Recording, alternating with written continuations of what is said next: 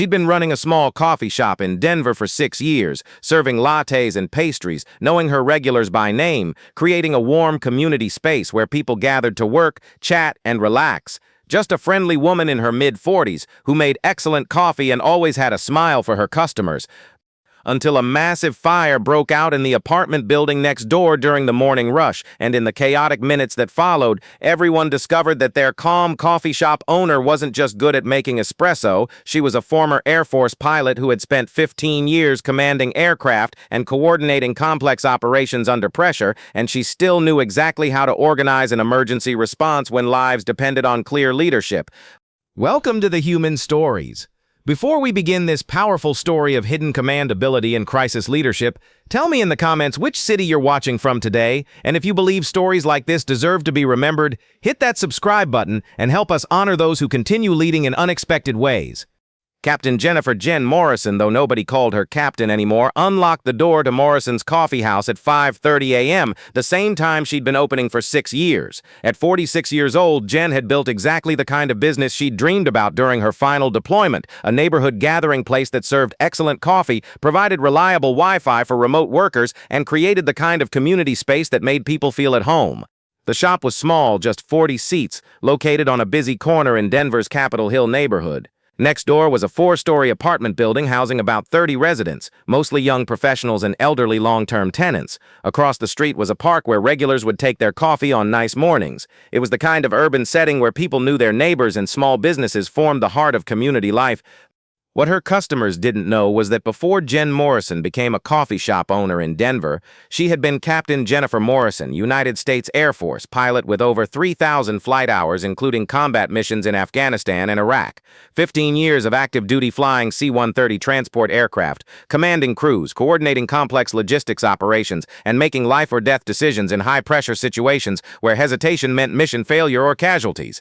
Jen had left the Air Force 5 years ago, not because she didn't love flying, but because after 15 years of military life, the deployments, the time away from family, the constant pressure, she was ready for something different. She wanted to build something permanent, create community rather than execute missions, serve coffee instead of serving in combat zones. That Tuesday morning started like any other. Jen's first customer arrived at 6 a.m. Tom, a software developer who came in every weekday for a large Americano and worked at the corner table until 9.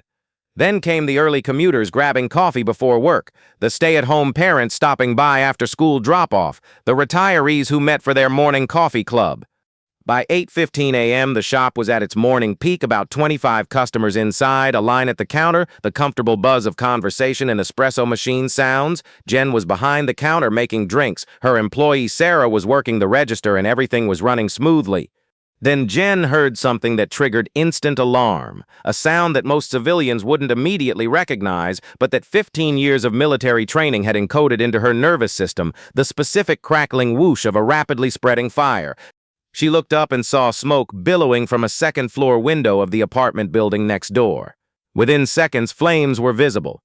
This wasn't a small kitchen fire, this was a major structural fire spreading fast through an old building that probably didn't have modern fire suppression systems.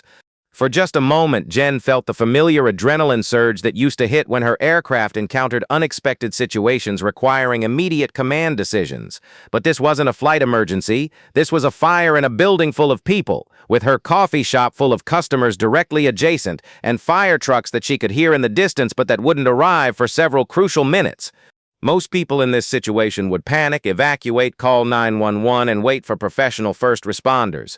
But Jen Morrison had spent 15 years commanding operations in situations where waiting wasn't an option, where leadership meant taking immediate action with whatever resources were available, where coordinating people and managing chaos was the difference between successful missions and catastrophic failures.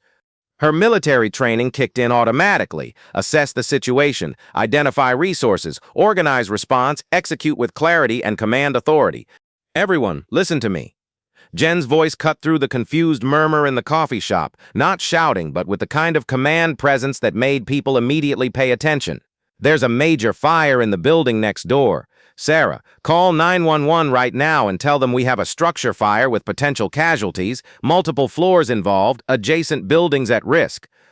The authority in Jen's voice, honed through years of commanding military crews, made people respond instantly without the panic that usually accompanied emergency evacuations. Customers moved quickly toward the exit in an orderly fashion, while Jen did a rapid sweep to make sure nobody was in the bathroom or back storage area. Once her own building was evacuated, Jen's training wouldn't let her stop there. The apartment building next door was now fully engulfed on the second floor, with fire spreading to the third. She could see faces in windows, residents trapped or confused, not sure whether to evacuate or shelter in place, some elderly residents who might need help getting downstairs. Jen ran to the apartment building entrance. The front door was unlocked, residents coming and going for work.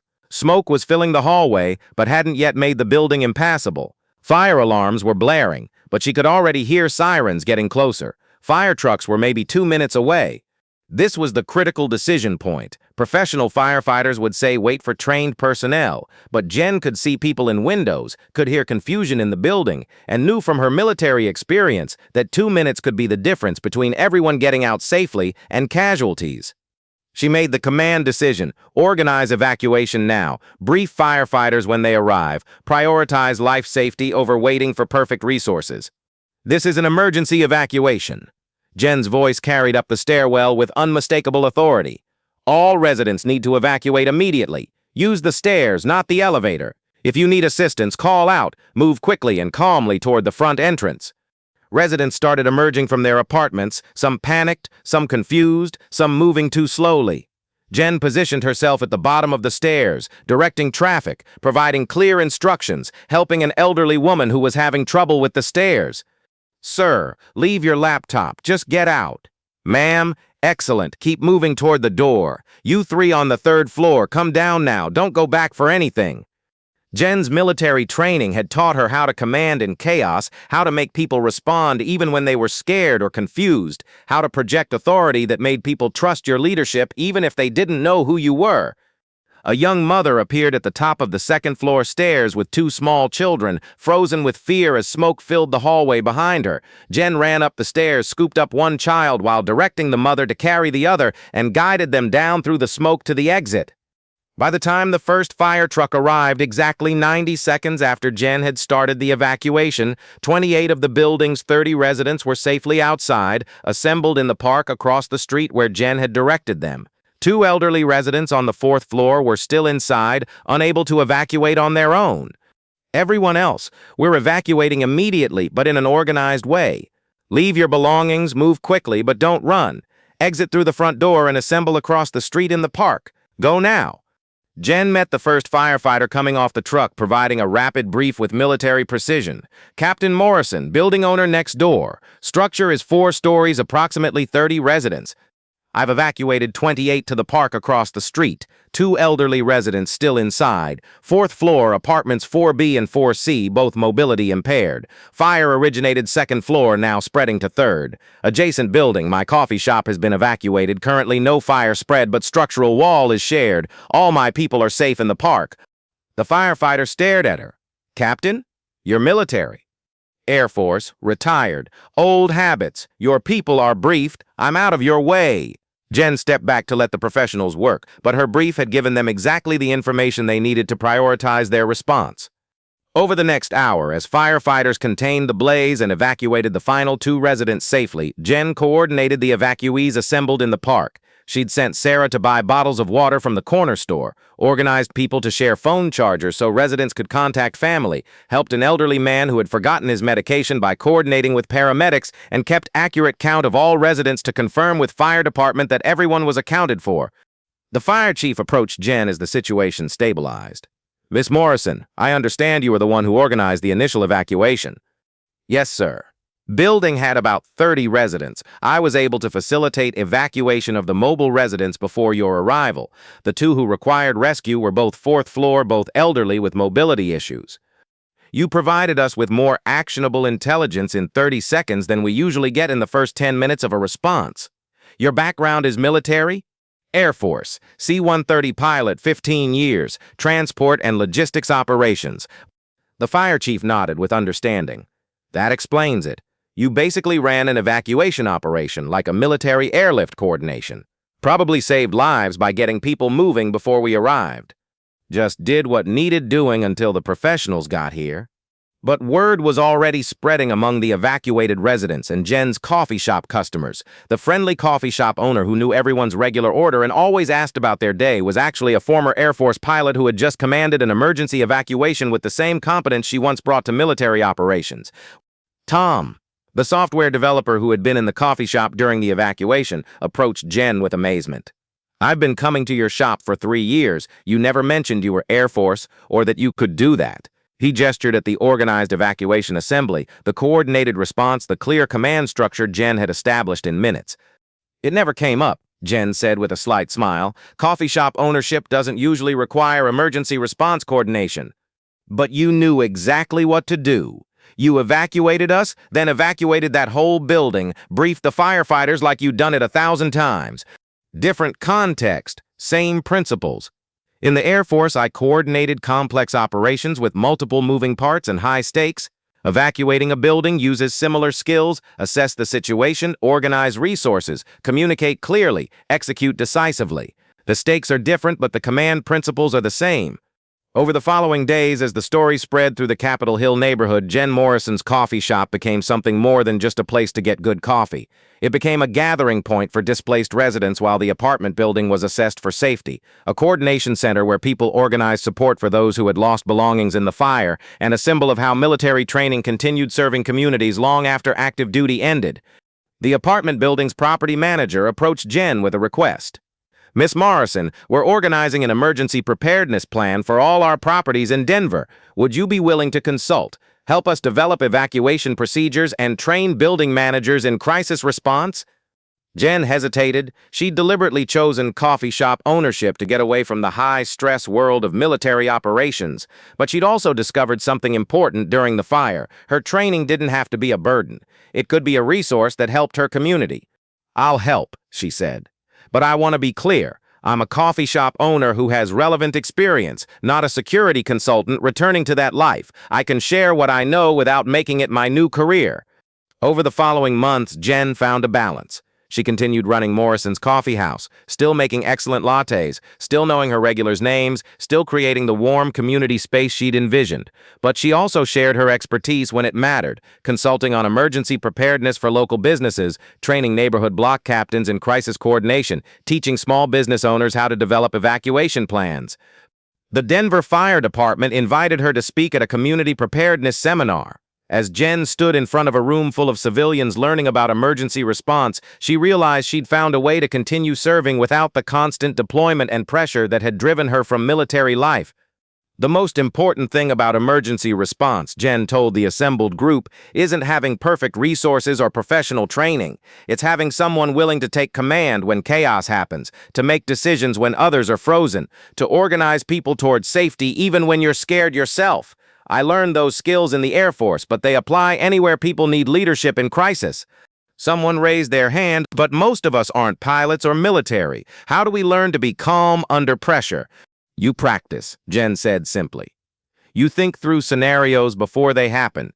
You develop plans for your home, your business, your family. And when something actually occurs, you default to your training, even if that training is just thinking clearly about what needs to happen next. The goal isn't to be a hero, it's to be prepared enough that you can help when help is needed."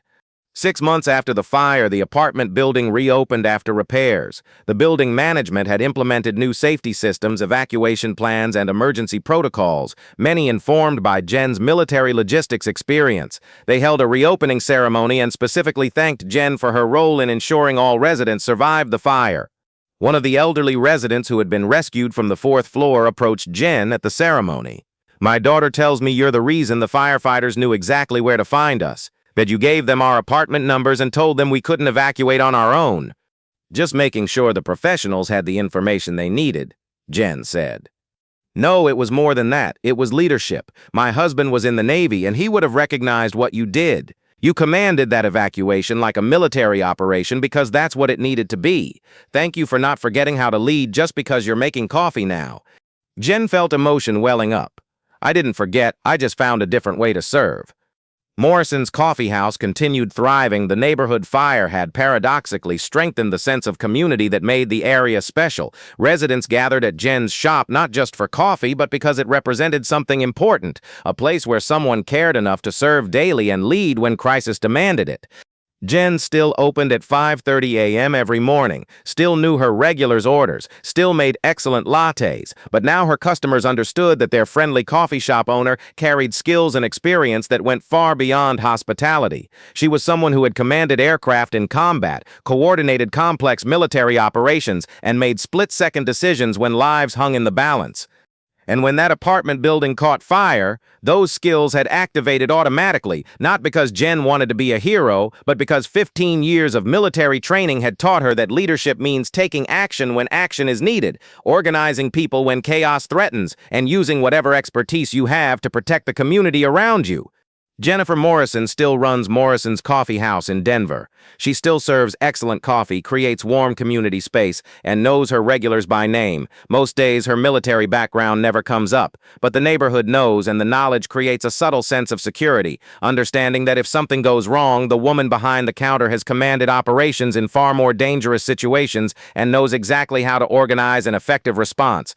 Because true service doesn't end with military retirement. It continues in whatever form allows someone to use their training to help others. For Jennifer Morrison, that means serving coffee most days and serving as an emergency commander when circumstances demand it, using aviation command experience to coordinate evacuations, applying military logistics training to crisis response, and demonstrating that leadership skills earned in service never expire. They just wait for the moment when they're needed to protect the people who depend on you. The mission is different. The uniform is an apron instead of flight suit. The daily work is hospitality instead of military operations. But the commitment remains the same. Serve your community, lead when leadership is needed, and use whatever skills you have to keep people safe. So tell me, have you ever discovered that someone in your neighborhood had extraordinary leadership ability hidden behind an ordinary job? A shop owner, a teacher, someone whose background explained their exceptional response in crisis?